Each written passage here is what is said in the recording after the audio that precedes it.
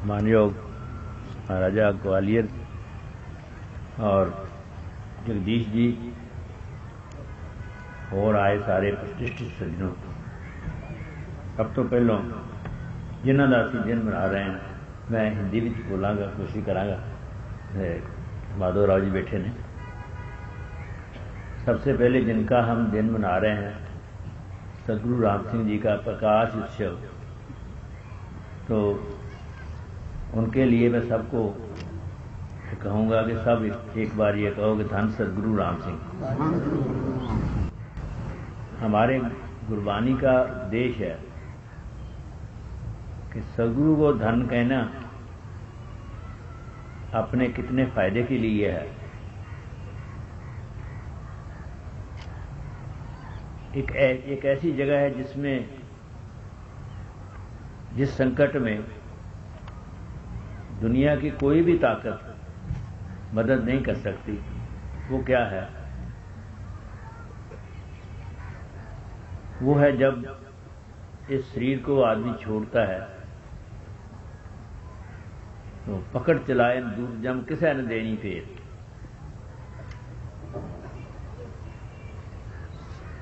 बानी में ऐसा लिखा है कि जिन्नी तुदनो धन कहा तेन जम नेड़ ना आया। सदगुरु राम सिंह का दिन मनाना जिहड़ा सदगुरु कृपा करन वो हमारे अंदर में आवे, और जो हमारे व्यसन है।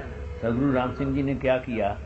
सबसे पहले जब भारत को आज़ाद कराने की बात शुरू की तो पहले जिन लोगों ने भारत की आज़ादी के लिए लड़ना था, पहले उनका शरीर आज़ाद करवाया उन व्यसनों से जो उनके अंदर उनको जकड़ रहे थे, उनको तकलीफ दे रहे थे। ये काम, क्रोध, लोभ, मोह, अहंकार से आजाद करा दिया। एक बानी में तुक लिखी है, पंक्ति है एक, जिन मिल मारे पंच सूर वीर ऐसो कौन बली रे।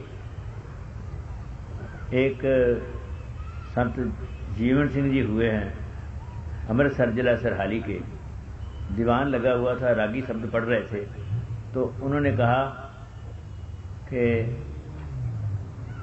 मैं हूं जिसने ये इनको सदगुरु राम सिंह की कृपा से जीत लिया है। बहुत मुश्किल बात है, एक व्यसन जो है छोड़ना बहुत मुश्किल है, लेकिन सदगुरु राम सिंह ने ऐसे पता नहीं कितने सिख बना दिए जो इनके ऊपर राज कर रहे थे। वो उनके ऊपर अंदर ले जो व्यसन है वो राज नहीं कर सकते थे। एक बार की बात है, बाबा सोहन सिंह पखना का नाम बहुत आदमी ने सुना होगा। वो देशभक्तों में बहुत काम किया है उन्होंने, वो पहले नामधारी थे। एक बार दो लड़कियां ईस्ट जर्मनी की, हेल्गा मेयर एक का नाम था, दूसरा नाम मुझे याद नहीं रहा, वो उनके पास आई तो उन्होंने हमारा जिक्र किया। तो वो कहने लगे वो कौन लोग हैं? तो हमारे पास हमारे हेडक्वार्टर में वो लड़कियां गई। तो मैंने पूछा आप कैसे आई? उन्होंने कहा कि बाबा सोहन सिंह ने कहा है कि हमें वहां से रोशनी मिली है। तो बाबा सोहन सिंह जी कहते थे कि असल राज वो है जो सदगुरु राम सिंह ने दिया, जिसमें लालच नहीं है, किसी का मोह नहीं है, किसी का पक्षपात नहीं है। वो असल राज है। जितनी देर वो नहीं होता हम लोग आजाद नहीं होते।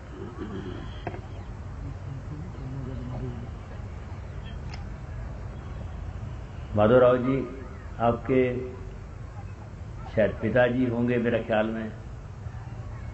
मेरे पिता सदगुरु प्रताप सिंह जी के समय में वो घोड़े के बहुत शौकीन थे और सदगुरु प्रताप सिंह जी के घोड़े भी थे।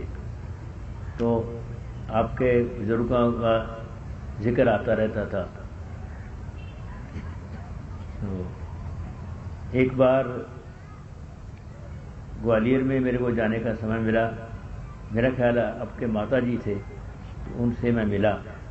बहुत उनके साथ संबंध, उनका प्रेम हो गया। तो आप जब भी कभी मिलते हैं, एक संगीत समारोह में मिले तो मंच से उठकर नीचे आकर उन्होंने नमस्कार की।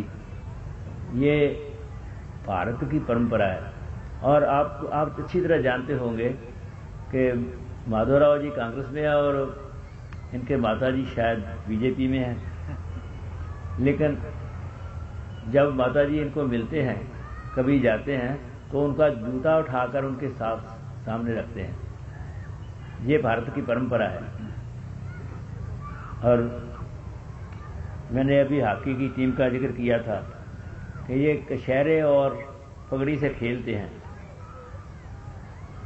इसका मतलब ये है कि भारत की जो संस्कृति है उसको हम जीवित रखना चाहते हैं। ये भारत का ही पहरावा है। पंजाब भारत से बाहर नहीं है। नामधारी जो है सिखों से बाहर नहीं है, और सिख जो है वो पंजाब के हैं, नामधारी पंजाब के हैं। तो जहाँ भी यूरोप में बाहर भी कहीं जाते हैं तो कच्छे और कशहरे और पगड़ी से खेलते हैं ये लोग। और सुबह उठकर नाम सिमरन करते हैं, शाम को अपना वो पाठ करके फिर सोते हैं। ये कोशिश करते हैं हम लोग जो गुरबानी में अंकित है उसके साथ हमारा जीवन हो सके। बहुत देर की बात है, कलकत्ता में एक कम्युनिस्ट लीडर मरा तो उसकी जीवनी छपी, तो वो उसमें ये छपा था कि वो हर रोज अपने कम्युनिज्म की किताब पढ़ता था, देखता था कि मेरा और इसका क्या फर्क है, मैं कितना नजदीक जा सका हूं अपने असूलों के। तो हम भी पढ़ते हैं, कोशिश करते हैं कि अपने सदगुरु को जो गुरबानी में अंकित है उसके अनुसार माना जाए। सो सतगुर जिस हृदय हर नाव, अनेक बार गुरु को बल जाओ। ये तुक जिहड़ी है ये गुरु नहीं हैगा, लेकिन उन्होंने तारीफ लिखी है कि ऐसा सतगुरु है जिसके हृदय विच नाम है। तो इसी असूल को देखकर सतगुरु राम सिंह सच्चे पातशाह ने सारे पंजाब में जहां गुरबानी की भीड़ खस्ता हालत में पड़ी थी उसको निकाला, उसको सिखों को बताया कि इसको पढ़ो और अपना जीवन इसके साथ बनाओ। और सबसे पहले जो छापे खाने में पत्थर के छापे में छपा लाहौर में, वो भी सतगुरु राम सिंह की आज्ञा से छपा। उसका टाइटल मेरे पास है, जिसके ऊपर लिखा है कि सतगुरु जी की आज्ञा से ये छपाया गया। मैं आपको बताऊं तो उसको कोई असूल, हवाई जहाज बनाने का असूल लिखा हुआ है किताब में, वो पढ़ लिया लेकिन उसको अपनाया नहीं तो हवाई जहाज बन नहीं सकेगा। अपना कैसा जीवन चाहिए वो गुरबानी में पढ़ लिया है तो उसके ऊपर अभ्यास नहीं किया तो वो नहीं बन सकता। उन लोगों को मिलना चाहिए जो ये बात बताएं कि गुरबानी में ये लिखा है, हम ऐसा करते हैं, आप कैसा करते हैं। मेरी दुकान साबुन की है और आपकी दुकान कपड़े की है, कैसी चल रही है, उसको कैसा क्या तरीका अख्तियार करना चाहिए जिससे हम आगे बढ़ा सकें। तो क्या होता है, जो लोग शराब पीने वाले हैं, जो गलत काम करने वाले हैं, वो तो सब इकट्ठे होते हैं। वो देखते नहीं है ये मुसलमान है, ये हिंदू है, ये ईसाई है, सब लोग इकट्ठे हो जाते हैं। हम ये देखना शुरू कर देते हैं कि ये सिख है, इसने बात कही, ये गलत है, ये हिंदू है, इसने बात कही, ये गलत है। मेरे को एक बार मौका मिला, मैं वर्ल्ड पीस काउंसिल में काम करता था, तो उसमें रूसी लोग बहुत आते थे। यहाँ दिल्ली में मेरे को याद नहीं कौन सी बिल्डिंग थी, उसमें एक तरफ तो हमारी वो मीटिंग चल रही थी, एक तरफ थी जनसंघ की। तो वो लोग मेरे को जानते थे, उन्होंने कहा आप इनके साथ कैसे काम करते हो। तो मैंने कहा ये तो ऐसी बात है, एक घर को आग लग जाए तो कोई ईसाई या मुसलमान आ जाए तो सिख लोग कहें तू मुसलमान है, सिख है, मेरे पानी नहीं डालना इसके ऊपर। तो वो लोग अमन के लिए काम कर रहे हैं, तो अमन तो हमें भी चाहिए, इसलिए मैं उनके साथ हूं। गौ रक्षा में काम करते हैं आप लोग, तो हम आपके साथ हैं। तो सतगुरु प्रताप सिंह जी ने गौओं की नस्ल ऐसी अच्छी बना दी। जो लोग ये कहते थे कि जो लोग लेक्चर करते हैं गौओं के लिए, उनको गौओं के लिए जानकारी नहीं है, तो सतगुरु प्रताप सिंह जी ने ऐसी नस्ल कायम कर दी। एक उसको कहते हैं साहिवाल ब्रीड, जो मंटकुमरी की तरफ से पहले आई और हमारे पास अब है। उसमें सतगुरु जी की गौशाला की गाय ने 63 पाउंड 37 kg के करीब 1 दिन का दूध निकाला, और उसका 300 दिन का 881 पाउंड 3 औंस उसका मक्खन हुआ। ये समझिए कि अगर वो पूरा 900 हो जाए तो 3 पाउंड रोज की औसत बैठ जाती है मक्खन की, गाय की। ऐसी अच्छी नस्ल बना दी। सारे भारतवर्ष से सबसे ज़्यादा दूध देने वाली सदगुरु प्रताप सिंह जी की गौशाला की गाय। हरियाणा की गाय जो जिसको माना जाता है दूध और बैल देने वाली, डुअल पर्पस। बाहर के देशों में जाएं तो वो मांस और दूध की बात करते हैं, लेकिन हमारे वो बैल और दूध की बात। हरियाणा नस्ल की गाय ने तीसरे बयान में 28 kg दूध किया, सर्व भारत में वो अव्वल आई। तो सदगुरु प्रताप सिंह जी ने ये काम किया, और एक ऐसा काम किया जो मेरे ख्याल में भारतवर्ष में किसी ने नहीं किया। वो क्या था, जब देश का बंटवारा होने वाला था तो पहले कुछ अपने जथेदारों को, कुछ अपने सेवकों को भेजा वेस्ट पंजाब में कि सब लोग इधर आ जाओ, अगर हमारी बात सही ना हुई तो फिर वापस चले जाना। फिर उसके बाद मेरे को भेजा, तो जैसे उनको चैन नहीं आया, फिर वो अपने आप खुद भी गए। कर्फ्यू लगे और बंदूक का गोलियां चल रही थी, कटाबटी हो रही थी, तो खुद सदगुरु जी गए। उन्होंने कहा जरूर निकल जाओ इस तारीख से पहले पहले, अगर मेरी बात ना सच्ची हुई तो फिर वापस आ जाना।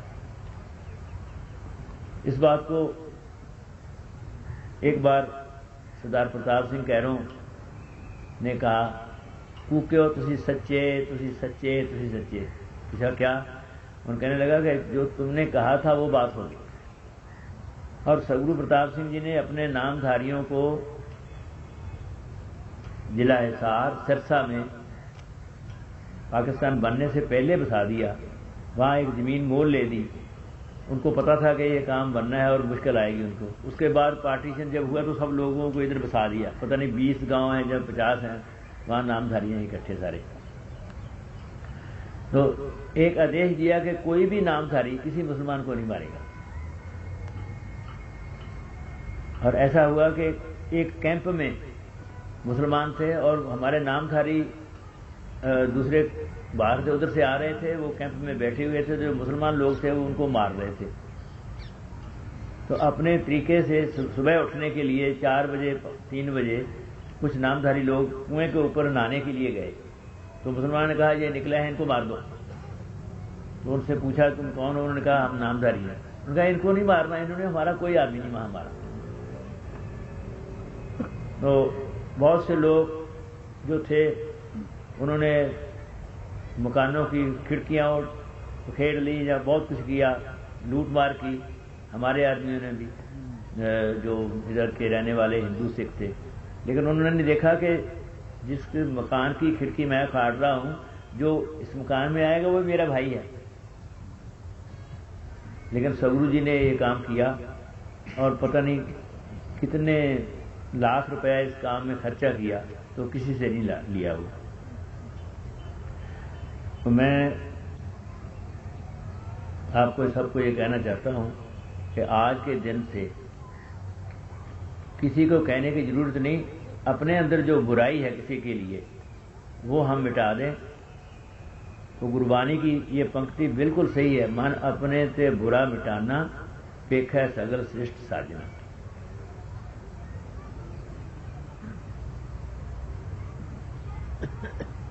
पर का बुरा न राखो चीत, तुमको दुख नहीं पाई भी।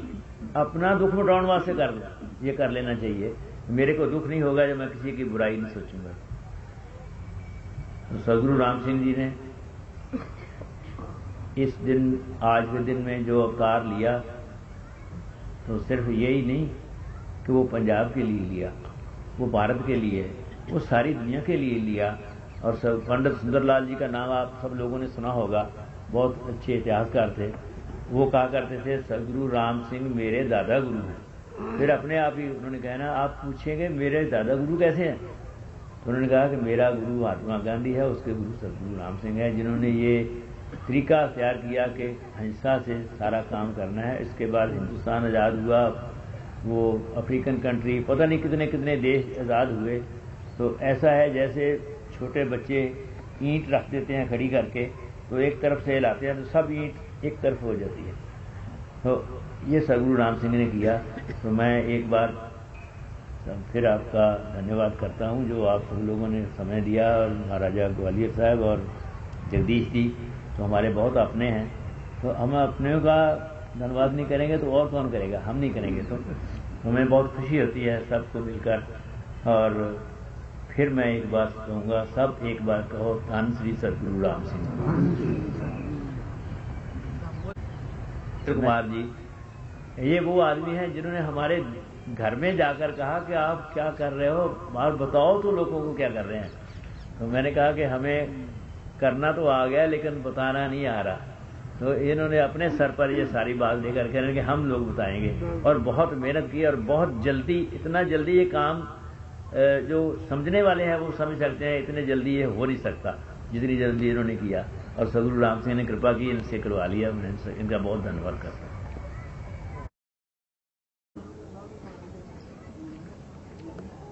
परम कार्य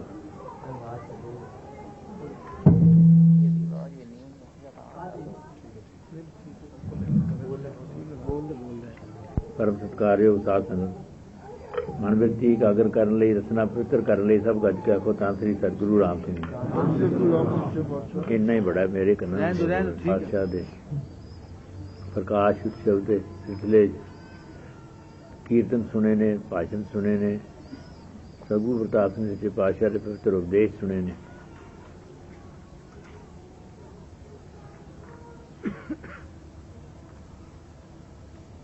ਸਤਿਗੁਰਾਂ ਨੇ ਜੋ ਬਾਣੀ ਦੁਆਰਾ ਸਾਡੇ ਲਈ ਹੁਕਮ ਦਿੱਤਾ ਹੈ,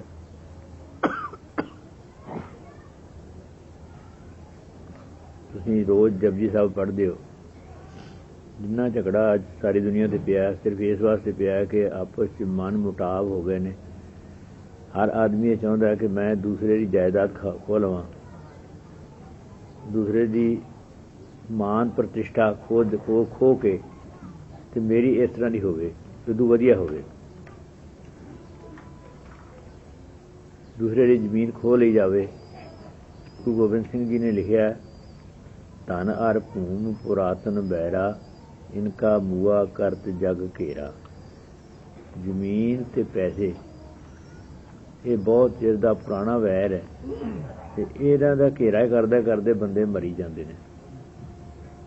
ਤੇ ਇੱਕ ਬੰਦਾ ਮਰ ਜਾਂਦਾ ਨਾ, ਲਿਖਿਆ ਮਾਇਆ ਅਵਰ ਮਰਤ ਮਾਇਆ ਮਨ ਤੋਲੇ। ਇੱਕ ਬੰਦਾ ਮਰ ਜਾਂਦਾ ਤੇ ਦੂਸਰੇ ਆਪਣੇ ਮਨ ਵਿੱਚ ਤੋਲਦੇ ਨੇ ਕਿ ਮੈਨੂੰ ਇਹਦਾ ਇੰਨਾ ਹਿੱਸਾ ਹੋਣਾ, ਮੈਨੂੰ ਇਹਦਾ ਇੰਨਾ ਹਿੱਸਾ ਹੋਣਾ। ਉਹ ਵੇਖਦੇ ਨੇ ਵੀ ਉਹ ਕੁਛ ਨਹੀਂ ਲੈ ਕੇ ਗਿਆ ਤੇ ਮੈਂ ਵੀ ਕੁਛ ਨਹੀਂ ਲਿਜਾ ਸਕਣਾ। ਨਾਗੇ ਆਵਣ ਨਾਗੇ ਜਾਣਾ, ਕੋਈ ਨ ਰਹੇ ਹੈ ਰਾਜਾ ਰਾਣਾ। ਜਦੋਂ ਅਸੀਂ ਇਹੋ ਜਿਹੀ ਸਭਾ ਵਿੱਚ ਸਤਸੰਗ ਵਿੱਚ ਜੁੜਦੇ ਹਾਂ, ਉੱਥੇ ਅਸਾਂ ਇਸੇ ਗੱਲ ਦੀ ਵਿਚਾਰ ਕਰਨੀ ਹੈ ਕਿ ਦੁਨੀਆ ਵਿੱਚ ਰਹਿਣ ਵਾਲੀ ਕਿਹੜੀ ਚੀਜ਼ ਹੈ, ਨਾਲ ਲੈ ਕੇ ਜਾਣ ਵਾਲੀ ਕਿਹੜੀ ਚੀਜ਼ ਹੈ। ਦੁਨੀਆ ਵਿੱਚ ਸੱਚ ਤੇ ਝੂਠ ਕਿਸ ਕਿਸ ਤਰ੍ਹਾਂ ਦੇ ਨੇ, ਅਸਾਂ ਕਿਹੜੇ ਪੱਖ ਦਾ ਪੱਲਾ ਫੜਨਾ।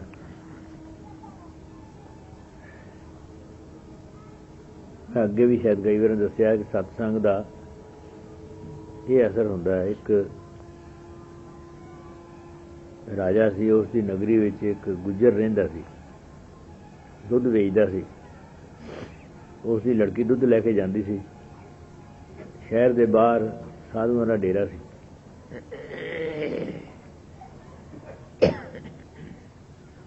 ਉਹ ਗੁੱਜਰ ਨੇ ਆਖਣਾ, ਤੂੰ ਉੱਥੋਂ ਲੰਘਦੀ ਵੇਖੀ ਪੱਟਿਆਂ ਦੇ ਡੇਰੇ ਨਾ ਜਾਏ। ਉਹ ਲੰਘ ਜਾਣਾ। ਉਹਨੇ ਕਿਸੇ ਵੇਲੇ ਇੱਕ ਦਿਨ ਉਹਦਾ ਜੀਅ ਕੀਤਾ,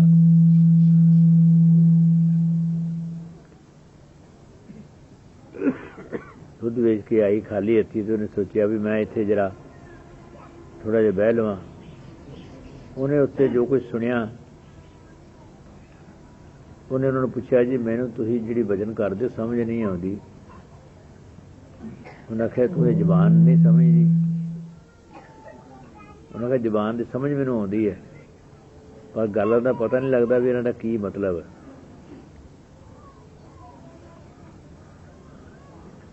उन्हें आख्या बीबी असीं ये वेखदे हां कि सच की है ते झूठ की है दुनिया दे विच। उन्हें आख्या जी गल सुन ली पर मैनूं ये समझ नहीं आई भी किस तरह पता लगे। फिर साधु बड़े सियाणे हुंदे ने, उन्होंने पुछया भी तूं बीबी की काम करदी है? उन्हें जी मैं दुध वेचदी हाँ। उन्होंने पुछया भी दुध दे विच पानी पाउंदी है कि नहीं पाउंदी? असीं पानी पाउंदी हाँ। मैं कहा फिर पानी वाली गल जिहड़ी झूठ है, दुध जिहड़ा सच है। आखिर दुध वेचदी विच पानी पाया हुंदा। ਉਹਦੇ मन ते गल बैठ गई। जिस वे घर गई, कोई गाहक आया दुध लैण वास्ते, तो उन्होंने एक गुप्त शब्द बनाया सी, एक कोड बनाया सी। ਉਹਦੇ पिता ने आख्या भई भांडा साफ करके लिया, मतलब भांडे 'ਚ पानी पा के लिया। उन्हें सच्ची मुची भांडा साफ करके लिया। उन्हें वेखिया भांडा खाली है। उन्हें आख्या तेनों आख्या भांडा चंगी तरह साफ करके लिया। उन्हें कपड़ा लैके चंगी तरह भांडा पूंझ के लिया के ते गाहक सामने सी, वो कुछ आख नहीं सकता। गुज्जर दुध जो के दुध दे दिता, दुध लै गया। रात पई, लड़की नूं उन्हें थंम नाल बन लिया, नाले उन्होंने मारे, नाले उन्होंने आख्या तू पट्टियां दे डेरे गई होवेगी, ये तू की कीता इस तरह? उन्हें आख्या गल है भी मैं दुध आख के पानी नहीं पा के बेचना। उन्हें मारिया। राजे उन्होंने नाल वीर यात्रा करते ही रात नूं राजे ने वेख्या कि वो लड़की नूं मार पै रही है, तो इस गल तो पै रही है। उन्हें गुज्जर ने आख्या तेनों मैं इत्थे विआवांगा जिसे सारी उम्र तू दुखी रहे, तू मेरा काम खराब किया इस तरह किया। राजे ने दिने सद्या पिता नूं पुत्री नूं दोनों नूं सद के फिर उस लड़की नूं ताड़िया कि तू प्यो दे क्यों नहीं आखे लगदी? उन्हें आख्या मैं प्यो दे आखे नहीं लगना, वो झूठी गल मैनूं हुंदा। फिर उस गुज्जर नूं उन्हें ताड़िया, उन्हें आख्या तू इनू क्यों झूठ बुलाना, इस तरह क्यों आना, तू मारिया क्यों? तू उन्होंने उत्थे ब्याह देंगा जिसे सारी उम्र दुखी रहे। राजे ने आख्या मेरी लड़की के महलों में लड़की नूं भेज दे। गुज्जर नूं आख्या भज्जा करो, चला जा। लड़की उत्थे चली गई। कुछ दिनों बाद राजे ने सोचा भी लड़की घरों आई है, उदास होएगी। उन्होंने जाके पूछया कि तेनों बीबी किसी चीज़ की लोड़ है, कोई तकलीफ तो नहीं? उन्हें आख्या नहीं। उन्हें आख्या फिर तेनों दस कोई चीज़ चाहिए है? उन्हें आख्या मैनूं कुछ नहीं चाहिए, मैनूं सिर्फ वो साधुआं की संगत चाहिए है जिन्हां दी थोड़ी जी संगत करके मैं गुज्जर की लड़की तो हट के राजे की लड़की बनी। वो सत्संग मैनूं चाहिए। जे ते पुट्ठा मन होया हुंदा फिर तो उन्हें आखना सी वेखो ये चंगा सत्संग कीता, जो उहदे घरों मैं निकली तो इधर दूसरे घर आ गई हैं। पर सौरा ने कृपा की, ਉਹਦਾ मन इस तरह बनया सी। मैं सिर्फ कहने तो मतलब है कि जो मन का विगाड़ है वो सारी दुनिया के उत्ते है इस वे। इस गल विच सारे लोग लगे ने कि मैं अपने आप को चंगा करके विखावां, दूसरिਆਂ ਨੂੰ बुरा कर दियां। ये सारा कुछ इस वास्ते है कि मन दे विच खराबी है। गुरु नानक सच्चे पातशाह ने जपजी साहब च लिखिया है, भरिया मत पापा कै संग वो धोपा है नावा कै रंग। इन्हां तुखां नूं रख के रुमाल देई जाओ, मत्थे टेकी जाओ, धूप तुखाई जाओ, कुछ भी करी जाओ, पर जे ये तुखां मन्नियां न जान, ये तुखां जिहड़ियां ने ना ये नाम है, ना ये रंग है, ना ये पाप ने, ना ये पुण्य है। ये दस्सिया है कि जे तुसीं नाम जपोगे तो तुहाडा मन ठीक होएगा, पत ठीक होएगी। सतगुरां ने सानूं जिहड़े बाणी द्वारा हुक्म दिते ने, वो बड़े वड्डे हुक्म ने। दिन राती अराधो प्यारो निमख न कीजिया ढीला। हर वेले सतगुरु राम सिंह सच्चे पातशाह का रहतनामा सारे पढ़िया करो। उसमें लिखा है हर वक्त शब्द कीर्तन करना, हर दिन शब्द कीर्तन करना, कोई ऐसे शब्द ने। साढ़े को होर काम नहीं मुकते, और काम ਇਹੋ ਜਿਹੇ ने। काम का मतलब एक ਸਿੰਘ साडा आना ਦਾ काम ਜਿਹੜਾ ना, काम का मतलब घट ਹੁੰਦਾ। कामना आप शरीरी, कामना आप फलानी चीज़, ਜਿਹੜਾ घट है वो पूरा किस तरह होएगा? वो हो नहीं सकता पूरा। कर कर थके वड्डे वडेरे किन्हीं न किए काज माया पूरे।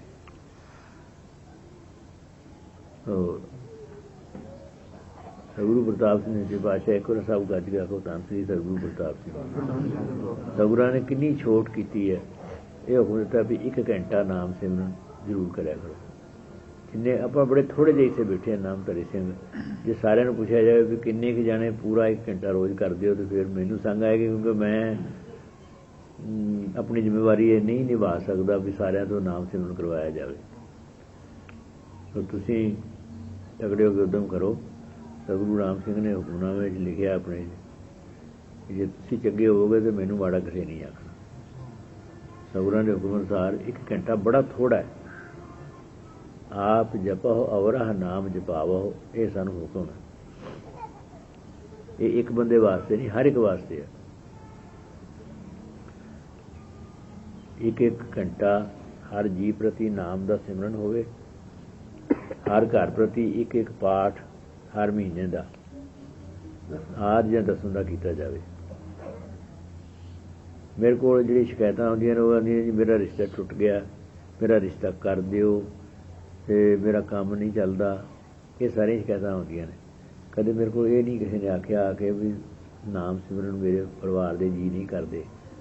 कदे कदे एक प्रीतम सिंह होरी अजकल विलायत चले गए ने, अफ्रीका होंदे सन, इलैक्ट्रीशियन का उन्होंने कामकार सी, साडे नामधारी संघ के सैकटरी भी सन, मेरे ख्याल खजानची सन। तो उन्होंने मैनू आख्या भई मैं 6 घंटे नाम सिमरन करता ने, मेरे परिवार के जीआं नूं आखो मेरे नाल नाम सिमरन 6 घंटे कराया कर। मैं उन्होंने सद के आख्या। अगले वेरा जो गया ना, मैनू आंदे ने गल असल च है भई दिहाड़ी 8 घंटे की हुंदी है, 6 घंटे की नहीं हुंदी दिहाड़ी। दिहाड़ी 8 घंटे की हुंदी है, ते मेरे जीआं नूं नाल दिआं नूं आखो भी सारे 8 घंटे नाम सिमरन मेरे नाल कराया कर। ये बड़े किते किते आके गल हुंदी है। बड़ी कृपा उन्होंने ते सोध रखी है, मर्यादा रखी है, नाम सिमरन करते तो कराते हैं। उन्होंने वाल कभी ध्यान नहीं जाता। ध्यान जाएगा फलाने ने वकालत पास कर ली है, फलाना डॉक्टर बन गया, मेरा मुंडा जी इंजीनियर बन गया, तो दाखला अजे बनया नहीं, दाखला बन गया, मेरे मुंडे दाखला बन गया, बड़ी खुशी हुई है। मेरा मुंडा पाठी बने, अखंड पाठी बने, पर अखंड पाठी वो ना बने जो पैसे लैन वाला अखंड पाठी हो, पैसे लैन की भावना बिल्कुल ना हो। उत्थे मैनू साधुओं का नाम नहीं याद, गैर नामधारी सिख ने भैणी साहब करे घरे आते होंगे ने, चिट्टे वस्त्र पाते हैं, 5-6 जने इकट्ठे होते हैं। वो कदे किसी को पैसा नहीं लेंगे, पाठ करते हैं बगैर पैसों तो। ढिड उन्होंने भी लगा है। ढिड जोड़ा ये एडा की है, भावें ये 10 लाख रुपया पा लो तां नहीं भरदा, जे रोज़ दे 100 रुपया पा दे तां भी भर जाता है। ये अपने मन की गल सारी। तगड़े होकर उद्यम करो, सतगुरां दे चरणां च अरदास करो। कदे मेरे को शिकायत नहीं आई फलाना आदमी दसवंध नहीं दिंदा। ये शिकायत आएगी भी मेरा विहार नहीं चलता, जां मेरा खुराक खराब हो गया, मेरा फलाना काम खराब हो गया, फलाने आदमी ने मेरे ते केस करता। ये सारिया गल्लां तो जरूर आउंदियां, पर यह कदे नहीं आई भी दसवंध जिहड़ा सी उहदा काम ढिल्ला पै गया, ते तुसीं आखो सारिਆਂ ਨੂੰ दसवंध जिहड़ा वो त्या तगड़े होकर देण। तन धन जेह तोखा, हुणे तुहां सुणिया ने, तन धन जेह तोखा दिओ तासिओ नेह न की। जिन्हें शरीर ते पैसा दिता है उहदे नाल साडा वास्ता बड़ा घट जाता, धन नाल ते शरीर नाल वास्ता बहुता हो जाता। एक थां यह भी लिखा है कि जिन्हें तेनों कोठे कड़ियां सारा कुछ दिता है, हर जे निके धाम, वो सारे उधर ध्यान कदे नहीं जाता भी ये साडे नहीं कीते हुंदे ते किसे दे कीते ने। तुसीं इन्ने क बैठे ते तुहानूं पता तुहाडी आमदन किसे दी 500 रुपया, किसे दी 2000 रुपया, किसे दी 20,000 रुपया, ते ये आमदन तुसीं इकट्ठी नहीं कर सकदे। किन्ना भी जोर लाओ उस केड़ दे विच ही रह जांदा, उस तो वध नहीं होया हो सकदा। ਇਹਦਾ मतलब साडे उत्ते कोई डंडा है। जिन्ना तुसीं इधर मिठा गुड़ पाओगे उन्ना मिठा होना। तगड़े होकर दसवंध दिया करो, नाम सिमरन 1 घंटा करो, पाठ 1 जरूर कराया करो। सतगुरां दे सतगुरु राम सिंह सच्चे पातशाह का दिन मनाने, सतगुरां दे दर्शन में ये चीज़ां सारियां होण। एक कोशिश करो भी साडे अंदर किसी वास्ते ईरखा, बखीली, द्वैश ये बिल्कुल ना रहे। ये थां साडे अंदर सत, संतोख, दया, धर्म ये चीज़ां साडे अंदर आउण। मैं यही अर्ज करके आते हैं।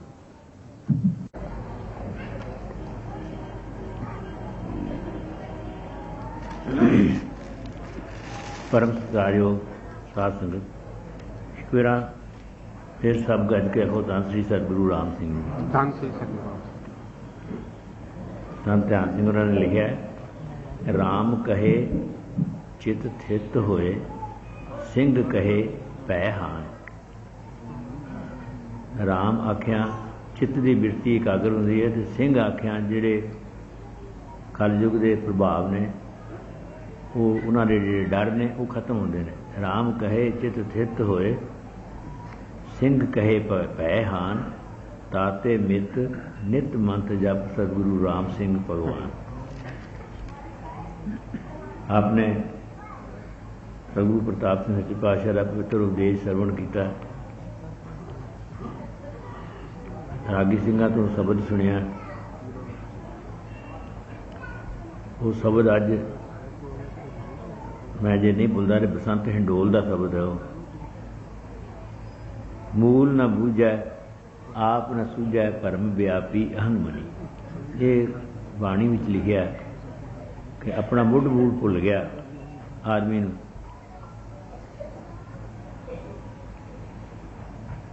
यही चीज़ सतगुरु राम सिंह सच्चे पातशाह ने सिखां नूं दृढ़ कराई, उस तो जाणू कराया। मन तू जोत स्वरूप है अपना मूल पछाण। एक दर्जी ਸਿੰਘਾਂ ਦੇ ਪਰਿਵਾਰ ਵਿੱਚੋਂ ਸੰਤ ਸਨ। ਉਹ ਪੈਦਲ ਤੁਰੇ ਜਾ ਰਹੇ ਸਨ ਤੇ ਇੱਕ ਦਰਖਤ ਦੇ ਕੋਲ ਆਏ ਨੇ ਜਿਸ ਵੇਲੇ, ਤੇ ਉਹਦੇ ਦੁਆਲੇ ਪਰਿਕਰਮਾ ਕਰਕੇ ਕਿੰਨੀਆਂ ਪਰਿਕਰਮਾ ਕਰਕੇ ਉਹਨਾਂ ਨੇ ਮੱਥਾ ਟੇਕਿਆ। ਤੇ ਨਾਲਦਿਆਂ ਨੇ ਪੁੱਛਿਆ ਵੀ ਇਹ ਕਾਹਦੇ ਵਾਸਤੇ ਮੱਥਾ ਟੇਕਿਆ? ਉਹਨਾਂ ਨੇ ਆਖਿਆ ਪਿਛਲੇ ਜਨਮ 'ਚ ਹਾਂ ਇੱਥੇ ਤਪ ਕੀਤਾ। ਫਿਰ ਉਹਨਾਂ ਨੇ ਉਹ ਥੱਲਿਓਂ ਪੁੱਟ ਕੇ ਉਹਦੀ ਸੁਆਹ ਵਿਖਾਈ ਕਿ ਇੱਥੇ ਹਵਨ ਕੀਤਾ ਸੀ। ਸਤਿਗੁਰਾਂ ਨੇ ਜਨਮਾਂ ਜਨਮਾਂਤਰਾਂ ਦੀ ਜਿਹੜੀ ਚੀਜ਼ ਸੀ ਉਹ ਸਾਹਮਣੇ ਸਿੱਖਾਂ ਦੇ ਉਹਨਾਂ ਨੇ ਮਨ ਦੇ ਵਿੱਚ ਸ਼ੀਸ਼ਾ ਸਾਫ਼ ਕਰਕੇ ਉਹ ਸਕਰੀਨ ਤੇ ਲਿਆ ਦਿੱਤੀ। ਸਤਿਗੁਰਾਂ ਦੀ ਗੱਲ ਤਾਂ ਬਹੁਤ ਵੱਡੀ ਹੈ। ਸੰਤ ਕੇਸਰ ਸਿੰਘ ਜੀ ਮਹਾਵੇ ਵਾਲੇ, ਉਹਨਾਂ ਨੂੰ ਠਾਕਰ ਕਰਕੇ ਵੀ ਆਖਿਆ ਜਾਂਦਾ ਸੀ। ਬਹੁਤ ਸਿੱਧ ਪੁਰਸ਼ ਸਨ, ਜਿਹੜੀ ਬਚਨ ਜਿਹੜੀ ਗੱਲ ਮੂੰਹ ਕੱਢਦੇ ਸਨ ਉਹ ਪੂਰੀ ਹੁੰਦੀ ਸੀ। ਪੁਰਾਣੇ ਸਿੱਖਾਂ ਨੂੰ ਪਤਾ ਹੈ ਸੰਤ ਨਿਧਾਨ ਸਿੰਘ ਆਲਮ ਜਿਹੜੇ ਸਨ ਉਹਨਾਂ ਦੇ ਜਿਨ੍ਹਾਂ ਨੇ ਦਰਸ਼ਨ ਕੀਤੇ ਨੇ, ਉਹ ਸਿੰਘ ਸਭਾ ਦੇ ਵਿਚਾਰ ਆਉਂਦੇ ਸਨ, ਫੌਜ ਵਿੱਚ ਭਰਤੀ ਸਨ। ਠਾਕਰ ਮਹਾਵੇ ਵਾਲੇ ਚੁਗਾਵੇਂ ਆਏ, ਨਾਲ ਉਹਨਾਂ ਦੇ ਇੱਕ ਮਹੰਤ ਬਿਸ਼ਨ ਸਿੰਘ ਸੀ। ਉੱਥੇ ਜਿਹੜੇ ਬੈਠੇ ਤੇ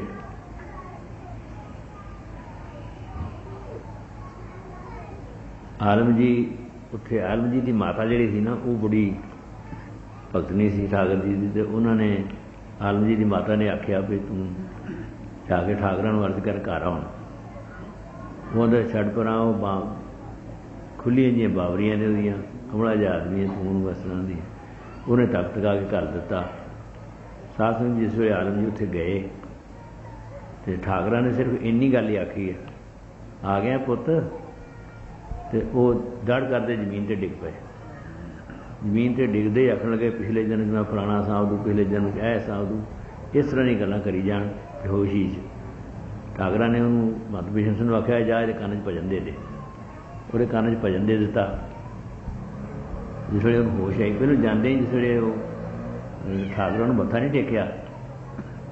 ਕੁਛ ਸਿੱਖਾਂ ਦੇ ਵਿਚਾਰ ਇਸ ਤਰ੍ਹਾਂ ਦੇ ਨੇ ਵੀ ਉਹ ਇਸ ਤਰ੍ਹਾਂ ਵਾਹਿਗੁਰੂ ਜੀ ਕਾ ਖਾਲਸਾ ਵਾਹਿਗੁਰੂ ਜੀ ਕੀ ਫਤਿਹ ਥੋੜ੍ਹਾ ਜਿਹਾ ਪਛਾਣ ਕਰਕੇ ਗਾਂ ਮੱਥਾ ਨਹੀਂ ਝੁਕਾਉਂਦੇ। ਜਿਸ ਦੇ ਸਤਿਗੁਰਾਂ ਨੇ ਲਿਖਿਆ ਜੋਤੀ ਸਾਹਿਬ ਗੁਰ ਸਿੱਖੜਾ ਤੇ ਸਨੇਹ ਨੇ ਵੀ ਲਾਗੋ ਪਾਏ ਜੀਓ। ਅੱਜ ਹੱਥ ਮਿਲਾਉਣ ਦਾ ਜਾਂ ਵੱਧ ਤੋਂ ਵੱਧ ਨਾ ਗੋਡਿਆਂ ਤੱਕ ਮਸਾਂ ਹੀ ਪਹੁੰਚਦੇ ਨੇ। ਜੇ ਗੋਡਿਆਂ ਨੂੰ ਥੋੜ੍ਹੇ ਜਿਹੇ ਥਾਂ ਚਲੇ ਜਾਣ ਤੇ ਸਕੜੰਜਾਂ ਤੱਕ, ਪਿੰਨੀਆਂ ਤੱਕ ਪਹੁੰਚਦੇ ਨੇ। ਗਿੱਟਿਆਂ ਤੋਂ ਥਾਂ ਚਰਨਾਂ ਤੱਕ ਨਹੀਂ ਪਹੁੰਚਦੇ। ਆਮ ਤੁਸੀਂ ਵੇਖੋ ਰਿਵਾਜ। ਤੋ ਜਿਸ ਵੇਲੇ ਉਹਨਾਂ ਨੂੰ ਹੋਸ਼ ਆਈ ਤੇ ਉਹਨਾਂ ਨੇ ਆਖਿਆ ਭਈ ਮੈਨੂੰ ਬੇਹੋਸ਼ੀ ਵਿੱਚ ਭਜਨ ਦੱਸ ਦਿੱਤਾ। ਜੇ ਮੈਨੂੰ ਹੋਸ਼ ਹੁੰਦੀ ਮੈਂ ਭਜਨ ਨਹੀਂ ਸੀ ਲੈਣਾ, ਉਹ ਕੰਮ ਹੋ ਗਿਆ ਸੀ। ਠਾਕਰਾਂ ਨੇ ਆਖਿਆ ਉੱਥੇ ਤੇਰੇ ਸਿਰ ਤੇ ਛਤਰ ਝੁੱਲਣਾ। उन्होंने एक फौज का कोई काम सी डिक्के का, वो भी ठाकरा ने सीधा कर दिता। और बहुत सारे वचन हैं, मैं सिर्फ तुहानूं इन्ना ही दस के खत्म करांगा।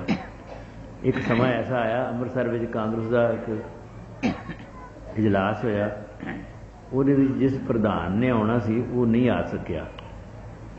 ਤੇ आलम जी ਨੂੰ ਉਹਨਾਂ ਨੇ ਬਿਠਾ ਕੇ ਨਾ ਰਥ ਦੇ ਉੱਤੇ ਜਾਂ ਜਿਸ ਚੀਜ਼ ਦੇ ਉੱਤੇ ਜਿਹੜੇ ਵਾਹਨ 'ਤੇ ਬਿਠਾਇਆ, ਤੇ आलम जी ਦੇ ਸਿਰ 'ਤੇ ਛਤਰ ਜਿਸ ਵੇਲੇ ਝੁੱਲਿਆ ਨਾ,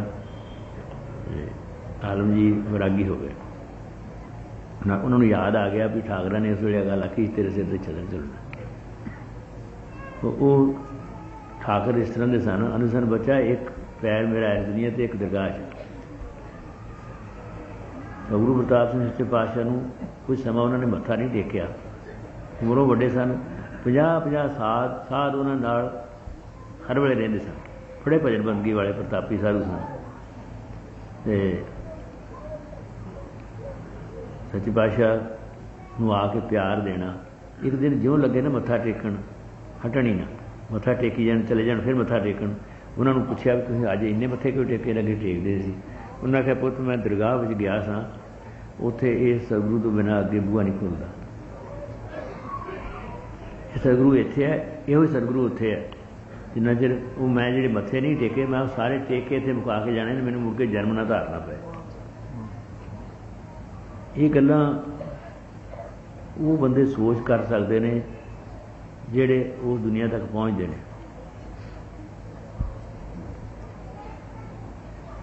ਜਿਹੜੇ ਅਸੀਂ ਸੰਸਾਰੀ ਲੋਕ ਹਾਂ, ਜਾਂ ਥੋੜ੍ਹਾ ਜਿਹਾ ਅਸੀਂ ਉਸ ਸਮੁੰਦਰ ਦੇ ਕੰਢੇ ਕੰਢੇ ਜਾਂਦੇ ਹਾਂ, ਉੱਥੇ ਸਾਡੀ ਇਹ ਹਾਲਤ ਹੋ ਜਾਂਦੀ ਹੈ ਭਈ ਅਸੀਂ ਕਿਸੇ ਨਾ ਕਿਸੇ ਆਪਣੇ ਵਿਅਸਨ ਦੇ ਸਕੰਜੇ ਵਿੱਚ ਆ ਜਾਂਦੇ ਹਾਂ, ਫੜੇ ਜਾਂਦੇ ਹਾਂ। ਪਰ ਜੇ ਉੱਥੇ ਚਲੇ ਜਾਈਏ ਤਾਂ ਉੱਥੇ ਫਿਰ ਉਹ ਕੋਈ ਚੀਜ਼ ਦੂਸਰੀ ਬਾਹਰੋਂ ਨਹੀਂ ਆ ਸਕਦੀ। ਕਬੀਰ ਜੀ ਨੇ ਲਿਖਿਆ, ਕਬੀਰ थोड़ा जल मछली चीवर मेलियो जाल, ये टोंग ने ना छूट सा है, फिर कर समुद्र संभाल। उस मच्छी नूं आख्या तू समुद्र में चली जा, इस टोंग ने तेनों किसी ने फड़ के लै जाना। वो जेड़े वड्डे समुद्रां में चले जाते हैं उन्होंने फिर किसी गल की परवाह नहीं रहिंदी। बाणी विच गुरु नूं समुद्र लिखिया, गुरु समुद्र नदी सब सिक्खी, हत्ता जित वड्याई। नदियाँ बहुत ने, और नदियाँ पैंदियाँ समुद्र में जाके ने, पर समुद्र में जाके नदियाँ पै के ये सोचण लग पैण कि साडे नाल समुद्र पर रह जाता, तो यह गल बिल्कुल गलत। ये हो सकता समुद्र में उछाला आवे तो पानी नदियाँ में वापस मुड़ जाए, पर समुद्र में कोई फर्क नहीं पैंदा। नदियाँ 4 दिन सुक भी जाण तां भी उत्थे कोई फर्क नहीं पैंदा।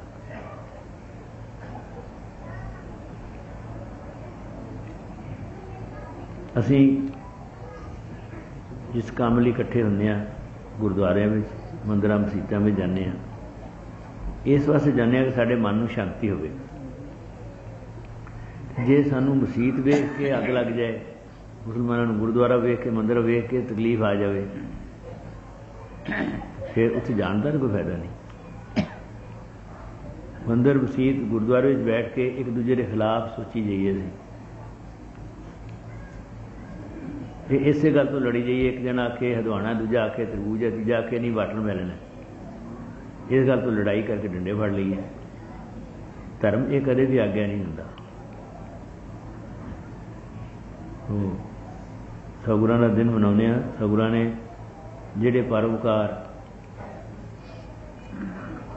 ਪੰਜਾਬ ਤੇ, ਭਾਰਤ ਵਰਸ਼ ਤੇ, ਬਲਕਿ ਦੁਨੀਆ ਤੇ ਕੀਤਾ ਹੈ, ਜਿਸ ਹਥਿਆਰ ਨੂੰ ਲੈ ਕੇ ਸਤਿਗੁਰੂ ਰਾਮ ਸਿੰਘ ਨੇ ਆਜ਼ਾਦੀ ਦਾ ਰਾਹ ਫੜਿਆ, ਮਹਾਤਮਾ ਗਾਂਧੀ ਨੇ 50-60 ਸਾਲ ਬਾਅਦ ਉਸੇ ਅਹਿੰਸਾ ਨੂੰ ਲੈ ਕੇ ਅਸਹਿਯੋਗ ਅੰਦੋਲਨ ਸ਼ੁਰੂ ਕੀਤਾ।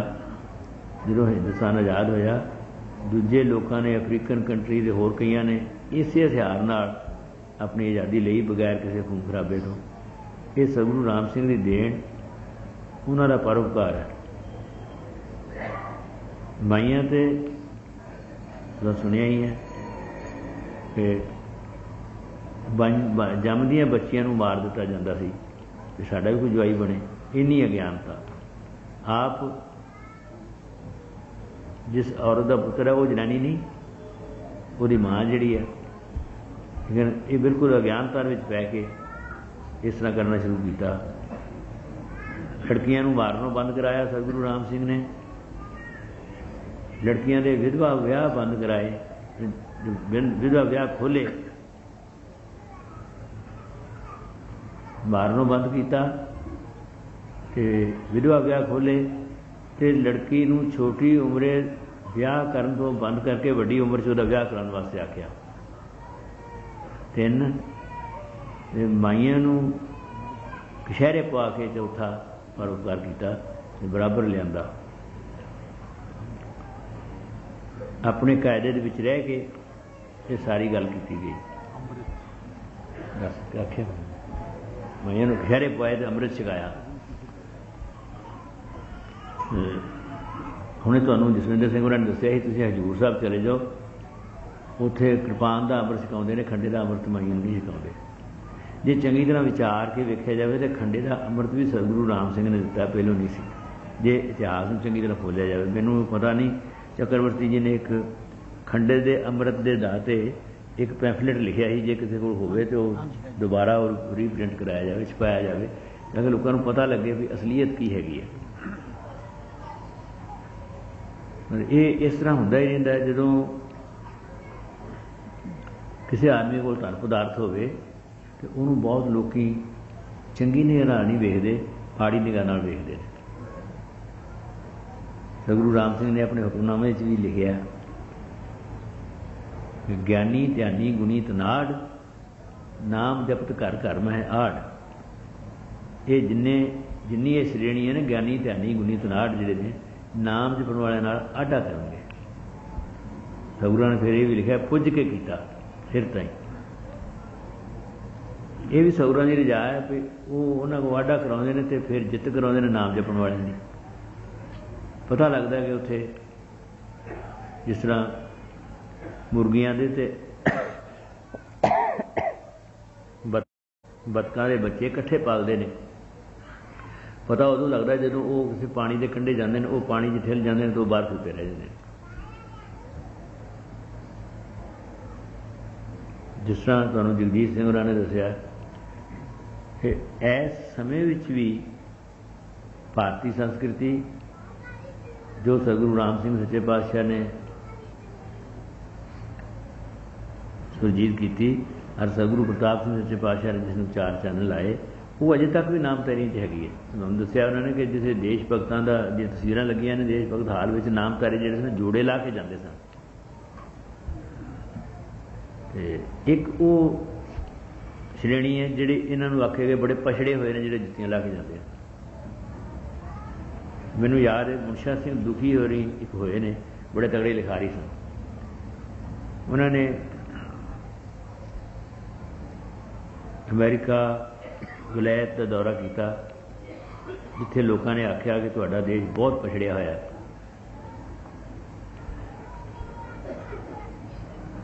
उन्होंने फिर आख्या भी साडा देश तो बहुत पछड़िया है, पर असीं समझते हैं भी तुसीं किसी काम जोगे नहीं, जिहड़े जिन्हां दियां लड़कियां विआह तो पहलों ही बच्चों वालियां बन जांदियां ने। जिस तरह शब्द उन्होंने आखे वो मैथों नहीं आखे जाते। तुहाडा दुआला निकलिया है। हुण वो लोग जिहड़े पश्चिमी सभ्यता वाले ने वो हिंदुस्तान वाल वेखते हैं। हिंदुस्तान वाले जिहड़े हिंदुस्तान के योगी ने उन्होंने को आके जाच सकते हैं बैठन की, मन नूं ठीक करन दी। मैनूं मौका मिलिया, एक मोता सिंह जी उत्थे जज हैगे ने लंडन दे विच, मैं उन्होंने घर गया तो उत्थे एक गोरा आया सी, तो उन्हें साडे वर्गे ढिले जे कपड़े पाए, तो मैं पूछया भी तू ढिले कपड़े क्यों पाए ने? उन्होंने अक गए आकड़ के तो यहो जे कपड़े पा पा के असीं हुण इधर नूं मुड़दे पे हां। वो तो इधर नूं मुड़दे ने, साडा शायद जी करदा होवे कि असीं उधर जाइए। भारतवर्ष की सभ्यता विचार ये जिन्ना चर नहीं आते दुनिया की शांति नहीं आती। सतगुरु प्रताप सिंह सच्चे पातशाह के उपदेश एक थां होया कि दिता सगुरां ने, जिन्ना चिर भारत की संस्कृति और भारत देश अगे नहीं लगता इस काम वास्ते, संसार से शांति नहीं हो सकती। अज अगे वो देश लगे ने, तुसीं ये दसो भी जदों लहंदे नूं मूँह करके आखिए भी सूरज चढ़े वो चढ़ जाएगा उत्थे? लहंदे तो हनेरा ही आना है। लहंदे नूं मूँह करके आने भी इत्थों बड़ी रोशनी आई, ये चानन हुंदा, ये गलत गल है।